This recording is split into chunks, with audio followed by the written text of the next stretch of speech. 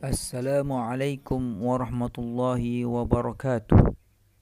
Pada hari ini kita bertemu lagi untuk mempelajari tajuk berikutnya, iaitu Nabi Muhammad sallallahu alaihi wasallam, pemimpin agung.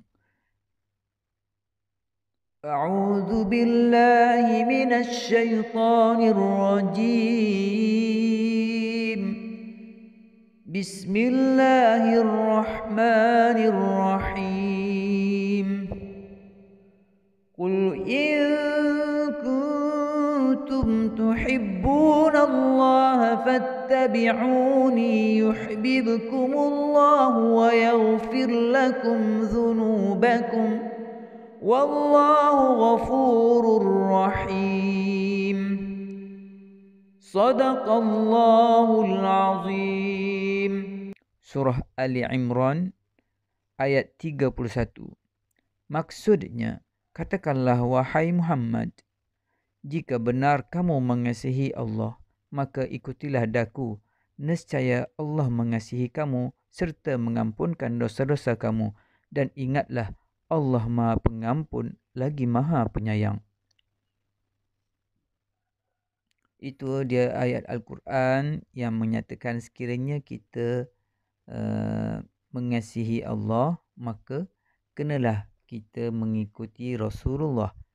Itu disebut di sini, maka ikutilah daku. Maksudnya, ikutilah Nabi Muhammad sallallahu alaihi wasallam. Sekiranya kita mengikuti Nabi sallallahu alaihi wasallam, maka Allah akan mengasihi kita dan mengampunkan dosa-dosa kita. Betapa besarnya fadilat dan juga wajibnya kita mentaati Rasulullah, mengikuti Rasulullah. Ini ada satu lagu daripada disuruh nyanyi lagu mengikut irama lagu Rasulullah. Kita nyanyi sama-sama. Siapa yang hafal boleh nyanyi sama-sama. Rasulullah, dalam mengenangmu kami susuri lembaran sirahmu, menyeru manusia menyembah yang esa, membawa Al-Quran sebagai panduan. Wahai Rasulullah, kau pemimpin agung, menjadi ikutan dan contoh teladan. Kami mengambil segala iktibar, amalkan sunnahmu dalam kehidupan. Macam mana lagu tadi? Tak? Jadi dalam hidup kita ni, kita hendaklah mengikuti Rasulullah, kerana Rasulullah ini adalah contoh yang terbaik. Laqad kana lakum fi Rasulillahi uswatun hasanah. Sesungguhnya pada Rasulullah itu adalah contoh ikutan terbaik, dan Rasulullah adalah seorang ketua pemimpin yang sangat baik, yang tidak ada pemimpin lain yang setaraf dengannya. Kalau kita tengok di zaman sekarang pun, daripada dulu sampai sekarang, tidak ada pemimpin yang lebih baik daripada Rasulullah. Dan orang barat sendiri pun ramai yang mengagumi Rasulullah. Banyak buku-buku yang kita tengok, ramai yang memuji Rasulullah, dan dia kata tidak ada pemimpin yang sebaik Rasulullah. Rasulullah adalah nombor satu. Jadi betapa hebatnya Rasulullah ni, dia menyeru manusia untuk kita menyembah yang esa, menyembah yang Maha Esa. Dan dia membawa Al-Quran sebagai panduan. Al-Quran itu adalah panduan kita. Selagi mana kita mengikuti Al-Quran, kita tidak akan sesat selama-lamanya. Dan juga sunnah Rasulullah. Rasulullah adalah pemimpin yang agung, menjadi ikutan dan contoh teladan kepada kita semua. Sama-samalah kita mengamalkan sunnah Rasulullah dalam kehidupan kita. Kalau tak mampu nak buat semua, buat setakat yang mampu. Yang penting apa sahaja yang Rasulullah buat, kita ikut. Semoga kita akan mendapat syafaat daripada Rasulullah di akhirat nanti. Okay, mari kita tengok kepribadian Rasulullah. Kita tengok kepribadian Rasulullah. Yang pertama, mengenal dan mempunyai hubungan yang rapat dengan Allah. Seperti yang kita tahu, Rasulullah adalah Habibullah. Rasulullah adalah orang yang paling rapat dengan Allah. Kekasih Allah. Kekasih Allah nombor 1. Okay? Dan Rasulullah juga sentiasa mentaati perintah Allah dan menjauhi larangannya. Tidak pernah Rasulullah ini mengingkar walau sekalipun perintah Allah. Okay? Dan Rasulullah juga orang yang sentiasa melaksanakan ibadah fardu dan istiqamah melakukan amalan sunat. Seperti yang kita maklum, Rasulullah ni dia tidak pernah meninggalkan solat sunat tahajud sampaikan dia semayang sampai bengkak-bengkak kaki. Okay? Dan satu hari Sayyidatina Aisyah bertanya, "Wahai Rasulullah, kenapa engkau susah payah sembahyang sampai bengkak-bengkak kaki, sedangkan kamu adalah orang yang paling rapat, orang yang dikasihi Allah, orang yang pertama dikasihi Allah?" Kemudian apa yang Rasulullah jawab? Sesungguhnya aku adalah hamba Allah. Hamba Allah semestinya beribadah dan menghambakan diri kepada Allah. Begitu tawaduk sekali Rasulullah SAW. Seterusnya, Rasulullah ni dia mengamalkan akhlak yang mulia. Terdapat dalam Al-Quran secara keseluruhannya dalam kehidupan. Sekiranya kita nak bandingkan akhlak Rasulullah dengan akhlak orang lain, tak akan dapat jumpa. Rasulullah ni mempunyai akhlak yang sangat baik. Sehingga kan ramai orang yang masuk Islam kerana akhlak beliau. Okay? Apa yang beliau buat, tidak semua orang boleh buat. Beliau dapat membalas kejahatan orang lain dengan kebaikan. Walaupun orang tu berbuat jahat pada dia, tetapi dia membalasnya dengan kebaikan. Beliau seorang yang sabar dan tabah menghadapi ujian dan cabaran. Rasulullah ni sejak kecil lagi seorang anak yatim, dilahirkan dalam keadaan bapanya telah tiada. Kemudian tak lama selepas itu ibu dia pula tiada, dan dia menjadikan dia seorang yang sabar, tabah. Dan dia pula membesar di kalangan orang-orang yang susah, supaya Allah ajar dia, didik dia dari kecil supaya dia jadi seorang yang tabah, sabar dan menghadapi cabaran. Dia mengembala kambing.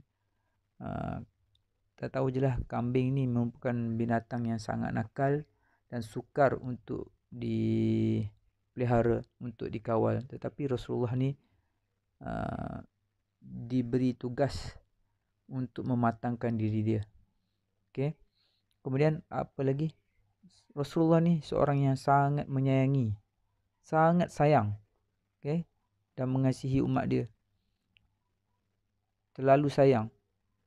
Sehingga dia sebelum kita wujud lagi, dia dah ingat pada umat-umat dia. Okay? Rasulullah ni sangat sayang umat dia, selalu sebut ummati, ummati, ummati. Tetapi kita sebagai umat dia, adakah kita rindu pada dia, selalu berselawat kepada dia? Tanyalah diri kita. Okay?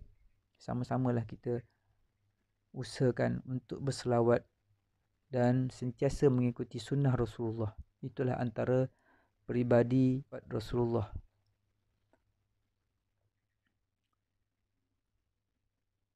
Nabi Muhammad SAW bersama-sama keluarga dan sahabat. Ini antara peribadi dia bersama dengan keluarga dan sahabat dia. Dia seorang anak yang soleh dan selalu mendoakan kedua ibu bapa dia. Jadi kita kena ikut apa yang Rasulullah buat dan sentiasalah berdoa kepada kedua ibu bapa kita. Okay? Yang kedua, sentiasa menghormati dan menjaga hubungan silaturrahim.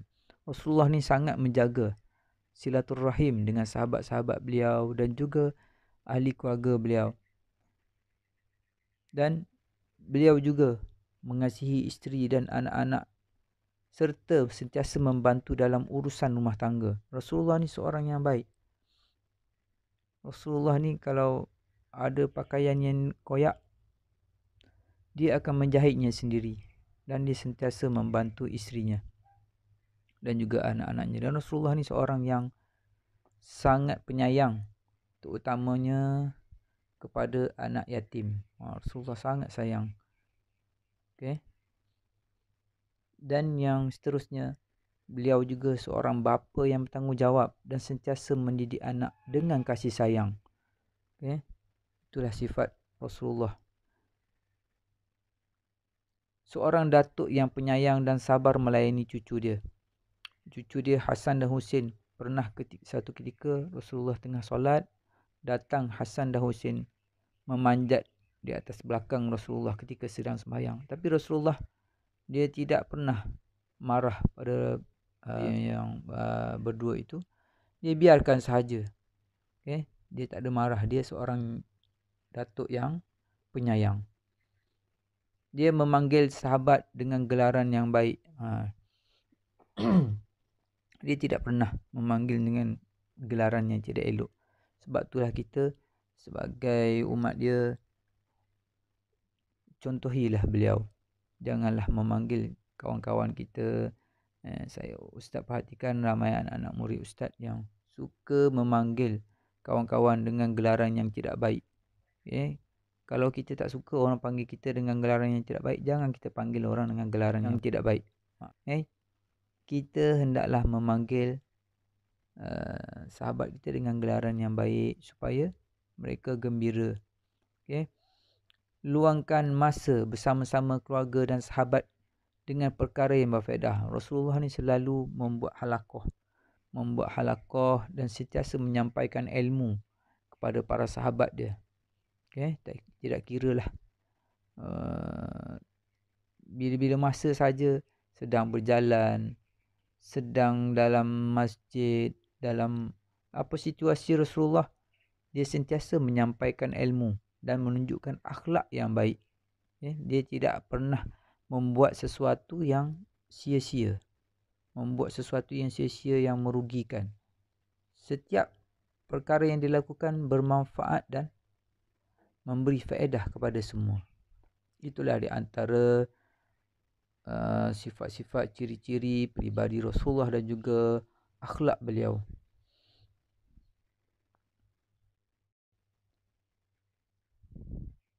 Okey, ini pula peribadi Rasulullah SAW bersama-sama masyarakat. Beliau sangat menghormati dan mengasihi orang tua dan kanak-kanak. Rasulullah ni sangat menghormati, walaupun orang tu bukan Islam, tetapi dia sangat menghormati orang tua. Dan beliau juga sentiasa membantu mereka yang memerlukan. Walaupun diri dia tidak cukup, tetapi Rasulullah ni akan berhutang untuk memberi bantuan kepada orang lain. Begitu hebatnya Rasulullah. Dan Rasulullah ni akhlak dia sering menziarahi orang yang sakit. Selalu menziarahi orang sakit. Okay. Kemudian dia bercakap dengan sopan, jelas dan tidak terlalu kuat. Sentiasa menahan marah dan memaafkan orang lain. Ini yang paling hebat sekali. Rasulullah ni seorang yang sangat sabar. Dia boleh menahan marah dia dan sentiasa memaafkan orang lain. Seperti yang kita tahu, apabila berlakunya pembukaan kota Mekah, beliau telah memaafkan semua sekali orang yang telah memusuhi beliau dan beliau sentiasa membalas sesuatu perkara dengan lebih baik. Kiranya orang memberi kebaikan, dia balas dengan lebih baik. Walaupun orang tu buat jahat pada dia akan balas dengan baik. Itu hebatnya Rasulullah. Seorang yang sangat dermawan. Seperti yang Ustaz cakap tadi, dia sentiasa memberi walaupun dirinya tidak cukup, makanannya tidak cukup, keperluannya tidak cukup, dia akan berusaha untuk membantu orang. Tak kira lah dengan apa jua sekalipun cara, walaupun terpaksa berhutang dengan orang lain untuk memberi derma pada orang yang memerlukan. Ini pula akhlak Rasulullah SAW sebagai pemimpin negara. Yang pertama, beliau menjadikan wahyu Allah sebagai asas pemerintahan. Seperti yang Ustaz cakap tadi, sekiranya kita berpegang pada Al-Quran dan As-Sunnah, maka kita tidak akan sesat selama-lamanya. Begitulah juga Rasulullah SAW, beliau sentiasa menjadikan wahyu Allah sebagai asas pemerintahan beliau. Kemudian beliau mengadakan syura sebelum memutuskan sesuatu. Syura ni apa? Syura ni adalah perbincangan mesyuarat sebelum memutuskan sesuatu, walaupun beliau seorang ketua negara, tetapi beliau mengambil pandangan walaupun daripada orang bawahan. Ni menerima pandangan daripada rakyat. Walaupun beliau seorang ketua yang hebat, tetapi beliau sangat menerima pandangan daripada rakyat. Adil dan bijaksana dalam kepimpinan. Seperti yang kita tahu, Rasulullah ni seorang yang sangat adil dan bijaksana, seorang yang hebat dalam kepimpinan. Beliau juga sentiasa bertoleransi dan tidak menggunakan paksaan dalam pemerintahan. Bertoleransi, bertolak ansur. Dia tidak pernah memaksa dalam pemerintahan beliau. Yang penting perkara itu tidak melanggar batasan agama. Beliau bijak mengatur strategi. Rasulullah ni seorang yang bijaksana. Dalam peperangan beliau mengatur strategi dan sangat hebat dalam pengaturan strategi. Sentiasa bersedia mendengar dan menyelesaikan masalah rakyat. Inilah dia seorang pemimpin yang patut dicontohi. Sentiasa mendengar keluhan rakyat dan menyelesaikan masalah rakyat. Pemimpin seharusnya menjadikan Rasulullah sebagai contoh ikutan yang terbaik. Ini ada info, syura ialah mesyuarat untuk mencapai keputusan menurut yang terbaik.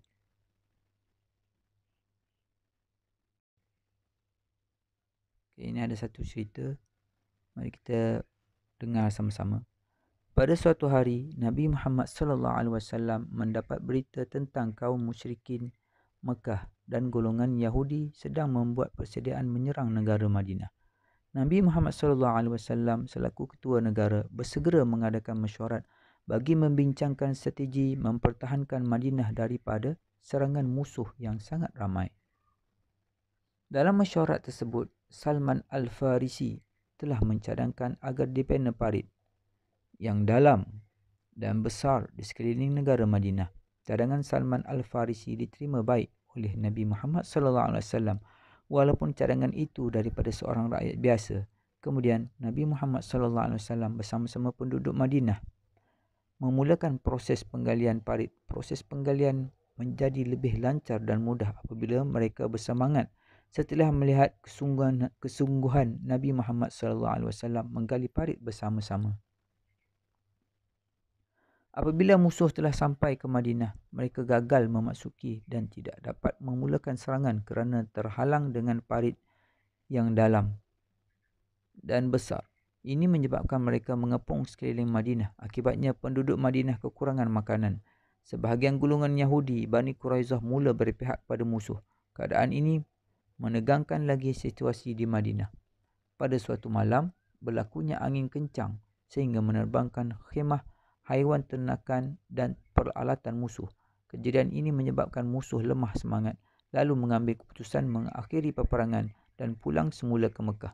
Nabi Muhammad SAW dan para sahabat sangat bersyukur di atas pertolongan yang Allah kurniakan kepada mereka. Baginda selaku ketua negara memutuskan agar golongan Yahudi Bani Quraizah yang belot dihukum dengan hukuman yang setimpal. Begitulah kepimpinan Nabi Muhammad SAW yang sangat hebat dalam menangani sesuatu masalah. Baginda sangat bijak mengatur dan melaksanakan strategi, berbincang sebelum membuat sesuatu keputusan dan tegas serta adil dalam memberikan hukuman. Itulah cerita dia menunjukkan bahawa Rasulullah ni seorang yang hebat dalam menjadi seorang ketua negara. Walaupun beliau seorang ketua yang hebat, tetapi masih lagi menerima pandangan dan juga pendapat daripada rakyat biasa, dan juga beliau sangat kuat pegantungannya pada Allah dan sangat adil dalam menentukan membuat sesuatu keputusan. Kalau kita sebagai seorang pemimpin, kita hendaklah bersama-sama dengan orang yang dipimpin dalam melaksanakan sesuatu perkara. Rasulullah telah menunjukkan contoh yang baik. Beliau sendiri bersama-sama menggali parit, bukannya mengarahkan para sahabat, tetapi beliau sendiri turut sama-sama menggali parit. Okay. Ini adalah iktibar daripada kepimpinan Nabi Muhammad. Okay, yang pertama, kita hendaklah sentiasa mentaati perintah Allah dan menjauhi larangannya, dan meningkatkan amalan kebaikan dalam kehidupan sebagaimana yang dilakukan oleh Nabi Muhammad SAW. Yang kedua, cara hidup Nabi Muhammad SAW merupakan model terbaik kehidupan yang diridai Allah untuk kita contohi. Jadi contohilah kehidupan Nabi Muhammad SAW. Yang ketiga, pemimpin hendaklah mengutamakan kebajikan dan kesejahteraan orang yang dipimpin. Ini paling penting. Bagi seorang pemimpin, kita hendaklah utamakan kebajikan, bukannya mementingkan diri sendiri dan sebagainya. Jaga kesejahteraan orang yang di bawah pimpinan kita. Yang keempat, mengambil kira pandangan rakyat. Apa saja pandangan rakyat, jangan kita buat tak tahu. Sebagai seorang pemimpin, kita hendaklah menerima dan mengambil kira pandangan. Sekiranya memberi manfaat, kita boleh amalkan. Dan Rasulullah seorang yang tegas dan adil dalam menangani sesuatu masalah. Seterusnya, kita hendaklah mencontohi akhlak dan kepimpinan Nabi Muhammad SAW dalam semua aspek kehidupan kita. Sebab tidak ada yang lain lah. Jangan kita ikut benda-benda yang tidak elok. Ikutlah Rasulullah. Contohilah akhlak beliau. Jadi, jika kita sayang, kasih kepada Rasulullah, maka kita hendaklah mencontohi Rasulullah dan mengamalkan akhlak mulia dalam kehidupan kita. Jadi, jika kita dilantik sebagai pemimpin, maka utamakanlah Allah. Jaga hubungan dengan Allah. Apa-apa sekali, utamakan Allah. Allah adalah segala-galanya. Dan juga jangan lupa buat hubungan baik dengan manusia. Jadi sama-samalah kita mempelajari dan juga mencontohi akhlak Rasulullah. Ikutlah Rasulullah, kerana Rasulullah adalah contoh ikutan yang terbaik. Okey, cukup sekadar itu saja untuk kali ini. Wabillahi taufiq wal hidayah. Wassalamualaikum warahmatullahi wabarakatuh.